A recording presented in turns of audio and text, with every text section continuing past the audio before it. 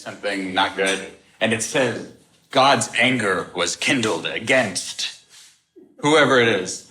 And then destruction, and we see that, like Sodom and Gomorrah. There's fire falling down from heaven, probably like meteors coming down, destroys the city. There's people that stole. There's a story of a guy that stole and then hid the stuff in his tent, and him and his whole family, they died because God got angry. There's another story of when the Ark of the Covenant, they're moving the Ark of the Covenant, which was God's presence in the Old Testament, whatever. And Uzzah, I think is the guy's name, reaches out because it stumbles. They're not carrying it correctly the way God told them to. And he tries to catch it, and God kills him right there. The guy dies, right? So we read these stories and we see God's judgment and we think, yeah, because God gave us the emotion of anger too. He did that on purpose, right? We have anger, but when God does that kind of thing, it's actually rare. If you look through the Bible, out of all the stories and everything that happens, the lineages, that happening is actually a pretty rare thing. But we have to know that when God does something, it's perfect. He knows exactly what's going on in everyone's heads, what everybody's motives are, what's going to happen. He knows everything.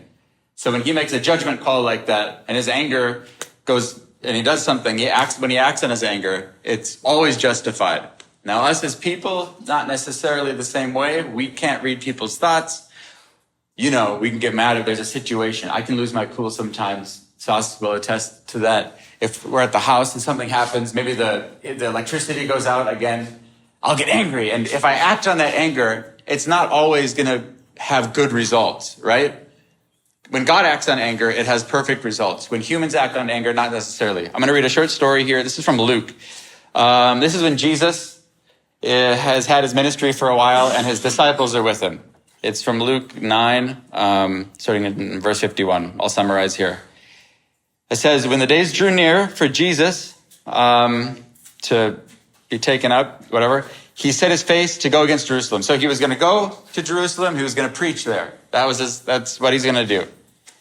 Jesus then sent messengers ahead of him who went and they entered a village at the Samaritans to make preparations for him. So Jesus is on his way somewhere. He's going to preach somewhere. All right. And here we go. But the people, the messengers, the disciples that he sent in front of him to go see, to go tell them Jesus is coming, he's going to preach, all this stuff. The messengers came back and said, the people there do not want anything to do with you. They were probably making fun of Jesus. They're saying that he's a false prophet, all this stuff that other people said about Jesus. And these messengers, these disciples, when they heard this report come back, because they're on their way there, they respect Jesus, right? So they think it's out of a righteous place. Now they're getting angry. They're not gonna receive you. They don't want you to preach. They're calling you this. So it's actually, you would think it's good to get angry about something like that. I'm defending my God, But then the disciples did something stupid. They were angry and they tried to act on it. So they knew Jesus had all the power in the world. He can do anything. So they said to Jesus, James and John specifically, when they heard about this, they said to Jesus, Lord, and they're trying here. They're asking him a question, but this is what they want. They say, do you want us to call fire down from heaven and destroy them all? That's what they asked Jesus. Jesus is why he's about to preach. He's going to this place. Jesus can do anything. They've seen him do miracles, raise the dead, curse a fig tree that died right there. They know he can do this. So they're thinking back to the Old Testament. They're thinking back to these stories where it's like, yes, righteous indignation. I'm angry. And finally they get justice and you feel justified because you have emotions in that moment. So they said, let us call down fire from heaven so we can just destroy them because they don't want to receive you. Now, Jesus, it's a very short verse there, the 5th verse here. It says that Jesus turned and rebuked them. When Jesus rebukes people, or when God in general rebukes people through the Bible, it's not pretty. He doesn't say, that's not a good idea.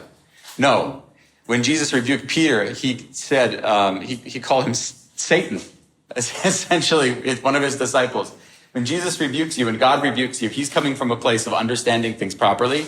And when he rebuked them, I'm guessing that it was a very ugly, not nice experience for them, because now God himself is turning, saying, how dare you say that? No! He really let them have it. And then they went on to a different village, it says, just in the next verse. So God can get angry and destroy things, people die when he gets angry. But then when we try, even out of a righteous place, there's a difference. God said no in this instance. What's the difference? The difference is, like I said, everything God does is perfect. It's calculated. He knows everything. When we do things, when we get angry, when we lose our cool, we do not have the full picture. A lot of times we make fools of ourselves and we have to apologize later. I'm sorry. I let my temper get the best of me. Not a good place from us to be. We're not God. We're not omniscient. So that's why it says in pretty much that human anger can't be trusted. When we have anger, we have to acknowledge that we have anger. Sure, being angry isn't wrong necessarily, but acting on it sometimes is. In James 1:19-20, it says, know this, my brothers and sisters, let every person be quick to hear, quick to listen, instead of just talk, quick to listen, slow to speak, slow to speak, and slow to anger. Then it says, for the anger of man, the anger of humans, does not produce the righteousness of God. There's a difference. So we can read these stories and feel justified, and we think we can act in anger and act on these emotions. It's not the case, because we're not God. God has specific rules that he set out for humans, us, the people he made, because he knows that we have a tendency to get angry. So there's not just that. I'll read you just a couple more scriptures, and then I'll be done. In Proverbs 14:29, it says, whoever is slow to anger has great understanding.